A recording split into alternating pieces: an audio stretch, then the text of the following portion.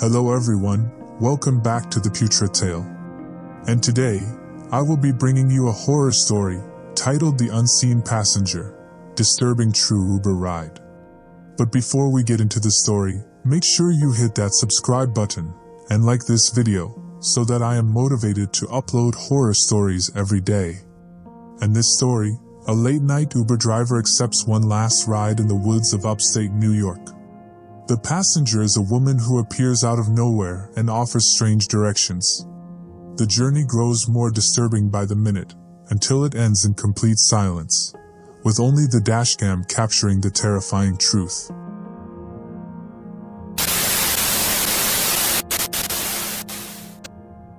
There's a moment, right before something bad happens, where the world feels too quiet. Like everything's holding its breath. That's how the night started for Daniel Carter. He was just about to call it quits, fingers cold from gripping the steering wheel too long, back sore from hours of sitting. He'd been doing Uber part-time for years, mostly for extra cash on weekends. This night felt like any other, a mix of cheap fast food wrappers, a half-drunk energy drink, and the same playlist humming low from the speakers. But then his phone lit up with one last request. Forest Line Road. It wasn't far. Remote, sure, but the extra bonus for a late-night ride was flashing across the app. He hesitated, stared at the location, and shrugged. One more ride. Just one more. As he drove further from the suburbs, the glow of streetlights faded behind him. Street signs got fewer. Civilization thinned out. Eventually, there were no houses, just tall, untrimmed trees lining both sides of the narrow road. Their bare branches reached overhead like skeletal fingers trying to grab something from the sky. The silence out there was different. It wasn't peaceful, it was empty. He rolled down the window for a second, listening for anything, crickets, wind, even a distant car. Nothing. Just the soft hum of his engine and the occasional crack of twigs under his tires. The map on his phone pulsed softly in the dark, guiding him deeper into the woods. Finally, the screen flashed. Arrived at pickup point. Daniel eased the car to a stop, headlights spilling out over a clearing by the tree line. His GPS pin had landed right there, no house in sight, no driveway, just a dirt path barely visible under layers of wet leaves and mist. He put the car in park and looked around. No one. He checked the app again. Passenger arrived. The system had confirmed someone was there. He squinted out the windshield, tapping the steering wheel with a nervous rhythm. Nothing but trees and shadows. And then, she was there. He didn't see where she came from. 1 second, the clearing was empty. The next, a figure stood at the edge of the woods. A woman. White dress. Long, dark hair that fell in heavy waves over her face. She didn't wave. Didn't walk up like most passengers would. She just glided forward. Silent. Graceful in a way that didn't feel real. His gut tightened. Every hair on his arm stood up. Still, the driver's instincts kicked in. A ride was a ride, and maybe she was just odd. Drunk? High. Lost? She opened the back door slowly and slid into the seat without a word. The interior light flickered briefly as the door clicked shut behind her, and then they were in darkness again, just the faint green glow from the dashboard and the dim hum of the heater. Daniel didn't say anything at first. He looked up at the rearview mirror. She was sitting stiffly, hands folded on her lap. The white dress she wore was damp, clinging to her arms and legs. Her skin was pale. Not just fair-skinned, bloodless.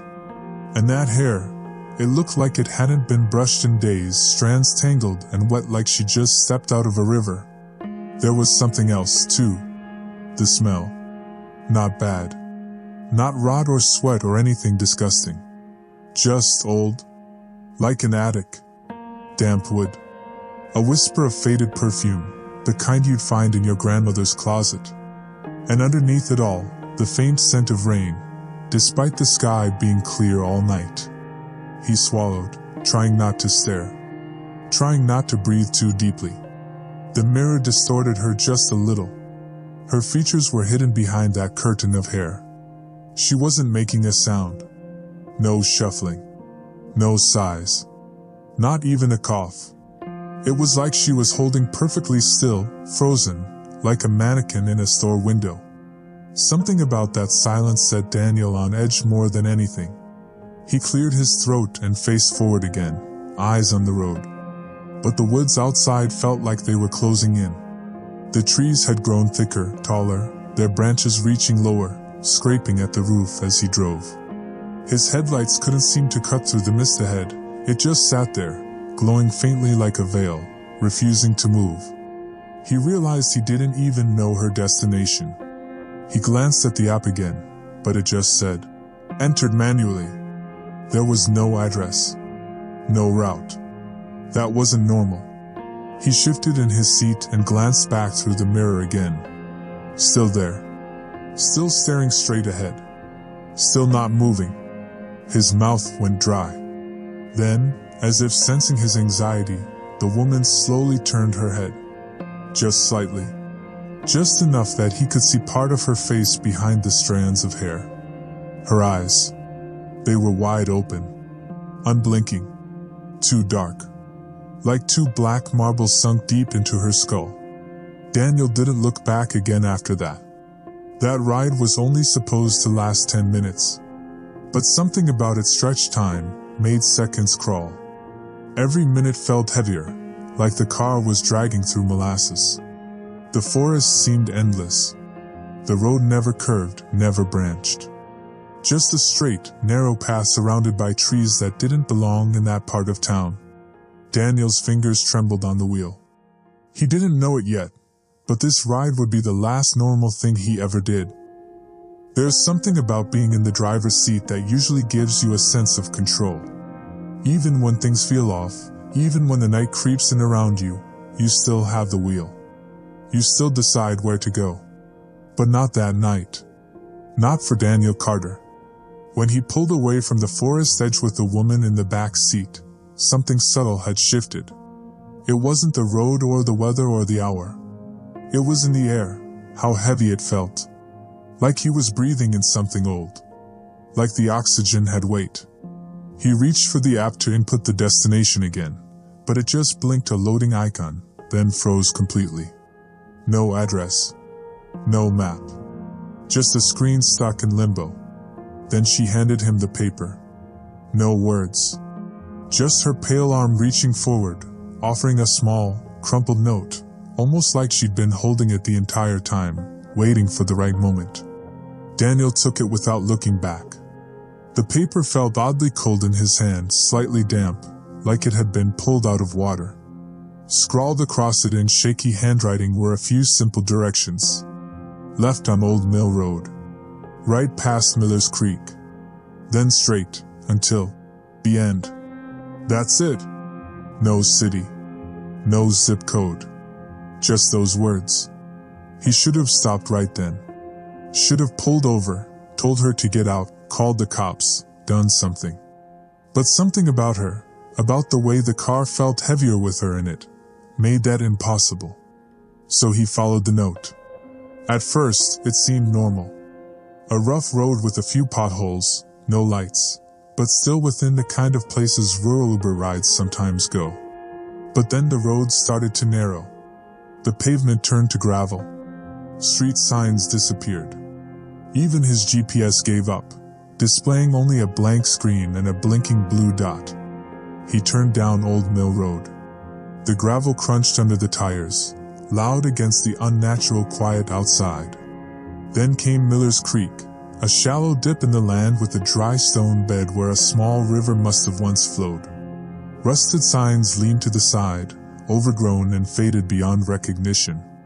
Each turn took them deeper into somewhere that didn't feel like it belonged on any map. The trees grew taller, their limbs arching overhead until they formed a canopy, blotting out what little moonlight there was. The headlights stretched out just far enough to show him what lay ahead: more road, more shadows, more silence.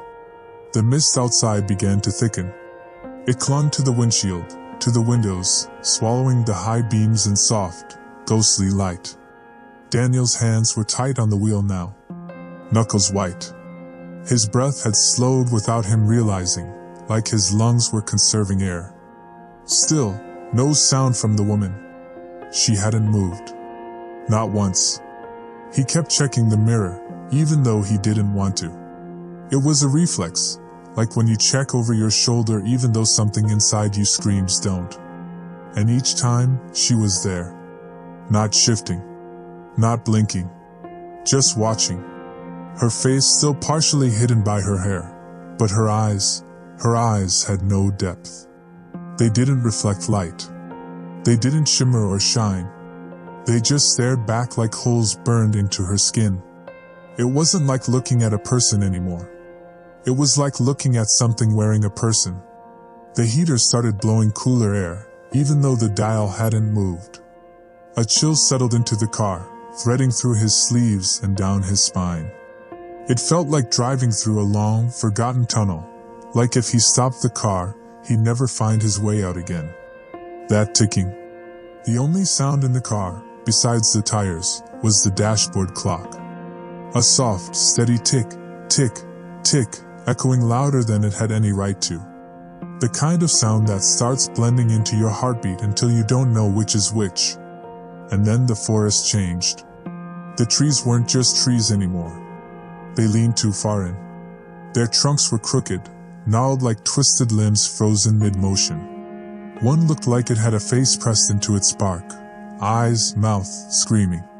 Or maybe that was just his imagination. He couldn't trust it anymore. He passed the weathered wooden sign buried in weeds that simply read, "Dead End." But the woman hadn't told him to stop. So he kept going. Straight, like she said. Straight, until the end. The road grew thinner still. Branches now brushed the sides of the car, scratching the paint with sharp, dry fingers. Daniel leaned closer to the windshield, peering through the fog. No lights. No buildings. Just a void of trees and mist stretching endlessly ahead. The world outside had turned to grayscale. No color. No life. Just emptiness. A realization crept in slowly, like a cold hand on his back. They hadn't passed a single car. Not in 20 minutes. Not a single house. No animals. No birds. Even the stars had vanished behind a low, unnatural fog that seemed to follow the car like a shadow.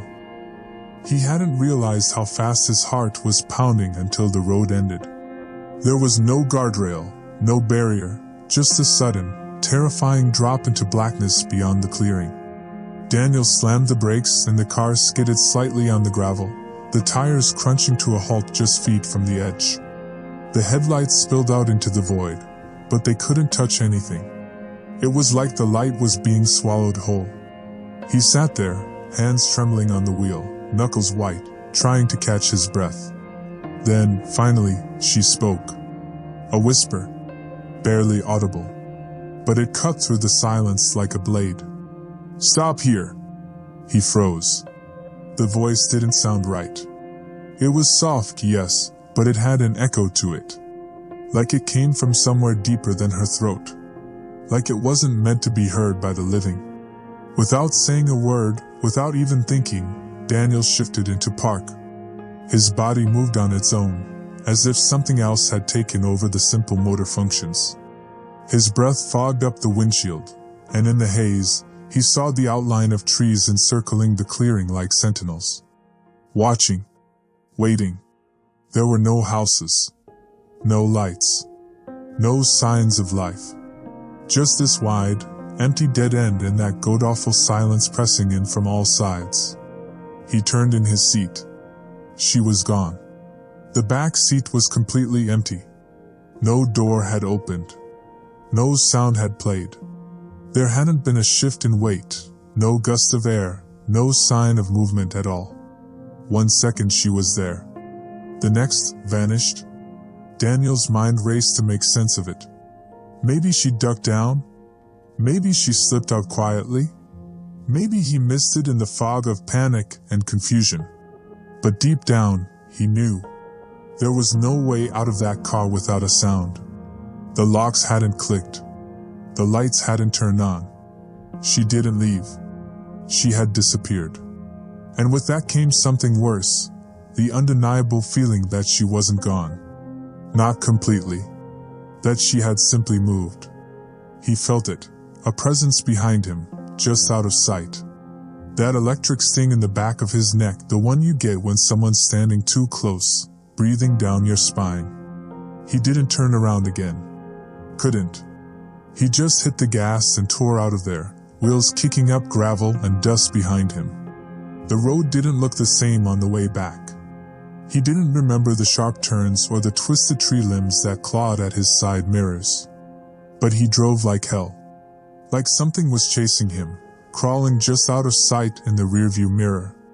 And then, just like that, the GPS kicked back on.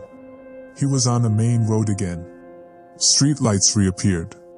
Civilization returned slowly, as if the world had rebuilt itself behind him. When he finally pulled into his driveway, the sky was just starting to shift from black to that deep, purplish blue that comes right before dawn. He sat in the driveway for almost 10 minutes. Engine off. Doors locked. Trying to breathe. Trying to believe he was home. Eventually, he stumbled inside. Didn't even shower. Just dropped into bed fully clothed, heart still thudding in his chest like it was trying to escape. But sleep wouldn't come. His brain kept flashing back to her face, or lack of it. That paper. The road. The way the world seemed to dissolve the deeper they went. And the silence. That heavy, unnatural silence that wrapped around the car like a shroud. It wasn't until the next afternoon that he remembered the dashcam. It had been recording the whole time. He'd installed it years ago for insurance purposes but barely ever checked the footage. Just knowing it had been running gave him a strange comfort. Proof that he hadn't imagined it. That she'd been real. That it had all actually happened. So he opened the files. At first, it looked normal. Just him driving, road ahead, his quiet humming barely audible. But then, as he skipped to the point where she entered the car, the footage started acting wrong. The rearview mirror was in frame the whole time, and her face never came into focus. It was like it was blurred on purpose. Every time the mirror should have caught her reflection, there was a flicker, static tearing across the screen, distorting the image like an old VHS tape eaten by a machine. One moment her head was turned. The next, it was facing the camera. Then turned again. But she never moved. It was like the camera was catching something the human eye wasn't supposed to. And then came the final seconds of footage. Daniel watched himself come to a stop at the clearing. He watched as he turned in his seat and stared at the back seat. He saw himself panic. The mirror was angled just enough that it showed his face, and the empty seat behind him. But just before the footage ended, just a split second before the clip cut out, something happened. A hand, pale, thin, almost translucent. It reached forward slowly, from the narrow space behind the passenger seat, and touched Daniel's shoulder. And the moment it made contact, the screen glitched violently, the image stretching and tearing before the file corrupted completely. The player froze, then crashed. The footage was gone. Daniel sat there, staring at the blank screen. No sound in the room. No explanation. Just the weight of what he'd seen sitting in his chest like a stone. He didn't send the footage to anyone. Didn't back it up. He just powered everything off and walked outside into the daylight, trying to convince himself that it hadn't happened. But he never drove for Uber again. He deleted the app the next day. Sold the car a week later.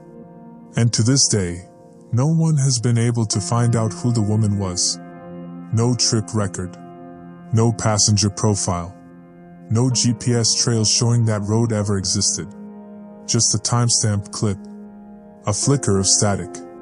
And a pale hand reaching out from the dark.